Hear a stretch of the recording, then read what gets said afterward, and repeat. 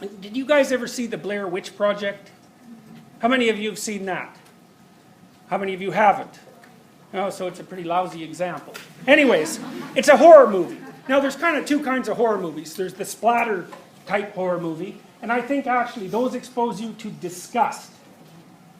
And then there's the fear kind of horror movie, and that doesn't need to have any gore at all. It just makes you afraid. And the Blair Witch Project's a very good example of that, because all that happens, nothing happens. Nothing happens. But you think something terrible is going to happen every second. And the sense that something terrible is going to happen keeps climbing through the whole movie. And so what they do is put you in a state of radical uncertainty and never let you off. Okay, well, so basically they're playing with your imagination. And that can work very effectively. Like, a horror movie is often more effective if they don't show you what's making those horrible noises off screen. You know, because no matter what they show you, the probability that it can be as personally horrible as whatever monsters you're dredging up out of your imagination is very low. So, okay. And you know, it's reasonable to be afraid of the dark because throughout our biological history, lots of unfortunate people were devoured by things in the dark or hurt very badly by them, etc., etc. And we're also daytime creatures, right? So, we don't like the dark very much. So, what you do to someone if you're going to initiate them is maybe you take them when they're 13 and you put them in a really dark cave. And caves, they're so dark, man. Like if you're in a cave, you just can't believe how dark it is. You can't see anything in a cave. So you don't know how big the space you're in is, and you don't know how small it is, and you don't know whether or not it's going to collapse or whether it's going to stay up. And you don't know how far you are underground, especially if the people who took you there didn't walked you around in circles and didn't let you know where you were going. And then maybe they leave. And maybe they leave for 3 days. And so you're sitting down there thinking, well, what are you thinking exactly? Well, you're thinking the most horrible thoughts you could possibly imagine. Right? I'm never going to get out of here. They're never going to find me again. Some horrible snake thing that lives in the darkness is going to come and eat me slowly, because fast would be, merciful. And then I'm also going to go completely out of my mind so that even if something doesn't eat me, I'm going to come out of here and it'll be worse than being dead anyways. And so partly what you're doing in that circumstance is you're facing the demons of your own imagination. And if you can stand that, then you grow up. And that's what an initiation ceremony does. Now, a lot of what you'll find if you look at clinical theories of psychology, the same motif applies. If you want to get better, you have to find out what you're avoiding and what you're afraid of. And maybe what you're disgusted by even. And you have to expose yourself to that voluntarily, and you have to let that change you. And so it's not a pleasant prospect. I mean, it's not dancing through a field of daisies, right, with Muzak playing. And it's not follow your bliss, It's not the natural unfolding of a positive process. It's not that at all. It's the voluntary confrontation with the things that make up life's horrors. But what's interesting about it is that there's an idea there that lurks under the surface archetypally, and that is, there's a lot more to you than meets the eye. But it won't be released unless it has to. And so you're not going to even figure out what it is until you put yourself in peril. Now, part of that you might think, like, imagine that you're an introvert and you're socially awkward and you're highly neurotic, so you feel a lot of anxiety and depression. You don't like going to parties, and that's because the horrible tyrant lives at parties and always glaring at you and judging you and telling you how useless and insufficient you are. And so you go there and you don't even look at people because you know that if you did look at them, you'd just see the face of the judgmental tyrant, which, by the way, you wouldn't if you actually looked at them, but you won't because you avoid. And so you're going to go there and you're going to put yourself in this terrible situation, and if you're lucky and you're a bit awake, then you're going to incorporate all sorts of information from the external world that will help you develop your social skills and make you more sophisticated. And even if that doesn't happen, you're going to learn that you can tolerate your own fear. And you might say, well, what's better? To not be afraid or to know that you can handle being afraid? And obviously to not be afraid. But give that up, because that ain't happening. So the next best thing and the realistic thing is to know that you're the master of your own fear. And so a lot of what we're going to talk about in relationship to classical theories of personality is exactly that. It's not that the world isn't terrible.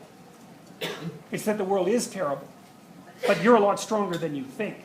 And the way you, okay, and so part of that is the strength that you gather is partly the information that you gather when you go somewhere that you're not good at, you know, so you're establishing new skills like you have at university. But there's another part that's interesting that's related to the little video that I showed you at the beginning. DNA turns out to be a very complex structure. And so if I put you in situation A, then DNA codes certain kinds of proteins that help make up the way that your mind is and the way it works. But if I take you and I put you in another situation, completely different genes turn on. And so what that means is that you have a biological repository of potential use lying dormant at the highest resolution level of your molecular structure. And that if you push yourself in all sorts of different directions and you find different things to pursue and test yourself against, then you're going to turn on parts of yourself that aren't currently on. And God only knows what you'd be like if you turned yourself completely on. And maybe I could use a better metaphor.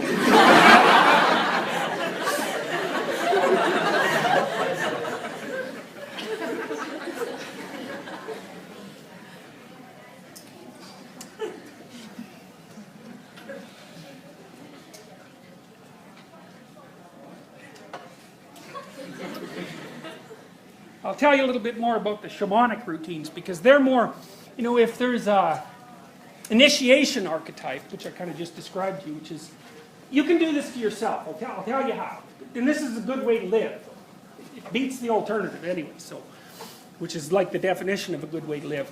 So imagine you're trying to pursue something. So you got a goal. That's a good thing. You got to have a goal. And you don't want to hold on to that too tightly because you might be wrong. So you got to be willing to let that go and have a different goal, but you need a goal. And then, you know, while you're pursuing the goal, you're going to find out that there's some obstacles in your path, obviously. And maybe some of those obstacles are of a frightening type, or maybe they're even of a disgusting type. You might say, I don't want to turn into that kind of person. So those of you who are sort of socialist, utopian left-wingers might think that way about business people. It's like I would recommend that you get over it as rapidly as possible. So anyways, you might think there's no way I'm going to act that way, so you sort of put it off limits, say. Or maybe you're afraid to do what you need to do next. Well, here's a rule. Don't avoid doing things because they make you feel negative emotion if you have to do those things in order to pursue your goals.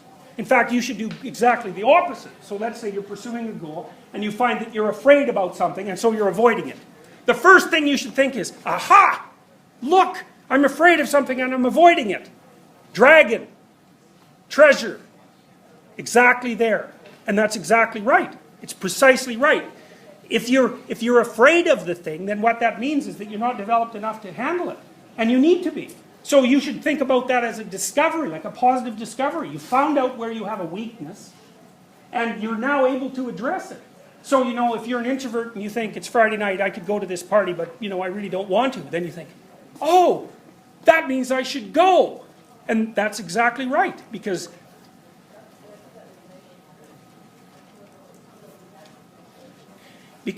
you already know how to do the things that you know how to do. And it's the things that you don't know how to do that bother you and oppress you. And of course those things are going to be difficult to learn about, but you need to learn about them because you need to get yourself all switched on. How's that? Switched on. Because then you'll be able to tolerate the fact that life is fundamentally suffering. And so the world doesn't get safer as you develop. In fact, quite the contrary. You just get more competent. And that's better anyways, because it's conceivable that you don't want safety anyways. You probably want adventure. You probably want to be compelled. You probably want to be engaged. You know, if you want security, you might as well be dead. Well, because nothing's happening then, and there's no danger left. To be alive is to be contending with the world. And you want to be the best at that you can possibly be.